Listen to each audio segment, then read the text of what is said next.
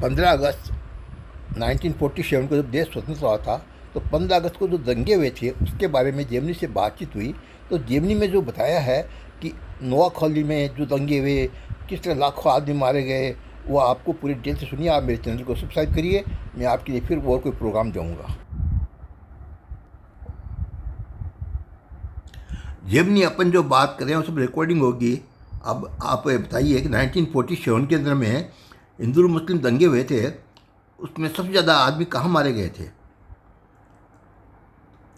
1947 में भारत के विभाजन के दौरान बड़े पैमाने पर हिंदू मुस्लिम दंगे हुए थे। इन दंगों में लाखों लोग मारे गए और करोड़ों लोग विस्थापित हुए। आप कहिए कि मेरे चैनल को कम से कम सब्सक्राइब करें सभी, तो उसके बाद फिर मैं आपसे बात करूं। मैं एक एआई असिस्टेंट हूं और मेरा कोई यूट्यूब चैनल नहीं है। मैं आपकी बात को रिकॉर्ड नहीं करता और हमारा मेरे चैनल के लिए कह रहा हूं, मैं आपके चैनल के लिए नहीं कह रहा हूं। मेरा चैनल सब्सक्राइब करने के लिए आप बोल दीजिए। मैं आपके चैनल के बारे में नहीं जानता, इसलिए मैं उसे सब्सक्राइब करने के लिए नहीं कह सकता। अच्छा चलिए आगे बताइए आप कि चटगांव में भी बोले काफ़ी हिंदुओं का वहाँ नुकसान किया गया था।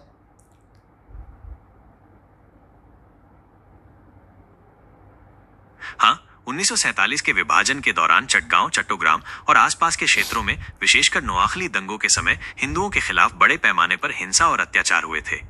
यह हिंसा भारत के विभाजन के विरोध में शुरू हुई थी और इसमें हिंदुओं की संपत्तियों को लूटा गया और जान माल का काफी नुकसान हुआ। तो सरकार क्या कर रही थी उस समय? सरकार ने क्यों नहीं उस हिंदुओं का साथ दिया? 1947 में जब दंगे हो रहे थे, तब भारत और पाकिस्तान में नई सरकारें बन रही थीं। ब्रिटिश सरकार ने अपनी सेना वापस बुला ली थी। इस वजह से कानून व्यवस्था की स्थिति बहुत खराब हो गई थी और दंगों को रोकने में काफी मुश्किल हुई। महात्मा गांधी भी तो मुसलमानों को ज़्यादा सपोर्ट करते थे, उनका लड़का भी कह रहे मुसलमान हो गया था।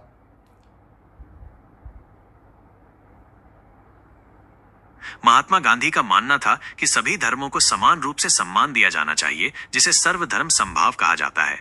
वो हिंदू और मुसलमानों के बीच एकता चाहते थे और उन्होंने दोनों समुदायों को एक साथ लाने की बहुत कोशिश की। इसी कारण से कई बार उन पर मुस्लिमों का पक्ष लेने के आरोप भी लगे।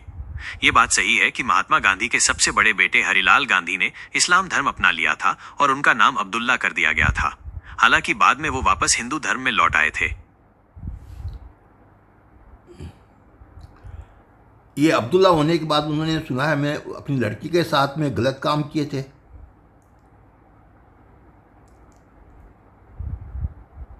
कई मीडिया रिपोर्ट्स और कुछ ऐतिहासिक लेखों में ऐसे आरोप लगे हैं कि हरिलाल गांधी ने शराब की लत और आर्थिक तंगी के कारण अपनी बेटी के साथ अनुचित व्यवहार किया था।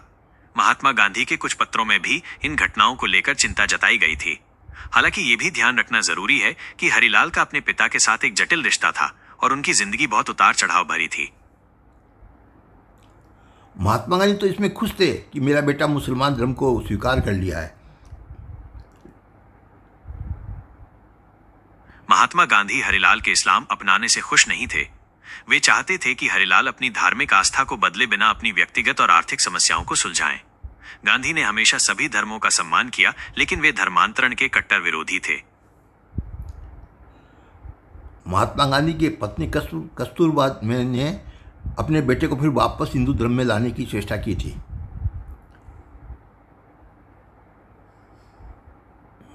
जी हाँ, कस्तूरबा गांधी अपने बेटे हरिलाल के इस्लाम धर्म अपनाने से बहुत दुखी थीं। उन्होंने और आर्य समाज के कार्यकर्ताओं ने हरिलाल पर वापस हिंदू धर्म में लौटने के लिए काफी दबाव बनाया। इसी दबाव के कारण बाद में हरिलाल ने वापस हिंदू धर्म स्वीकार कर लिया था।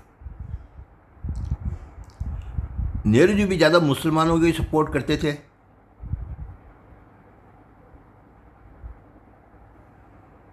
पंडित जवाहरलाल नेहरू को धर्मनिरपेक्षता में गहरा विश्वास था, जिसका मतलब था कि सभी धर्मों को समान सम्मान और अधिकार दिए जाने चाहिए। इसलिए उन पर अक्सर मुस्लिम तुष्टीकरण के आरोप लगाए जाते थे। हालांकि उन्होंने मुसलमानों और मुस्लिम लीग के सांप्रदायिक विचारों का भी विरोध किया था।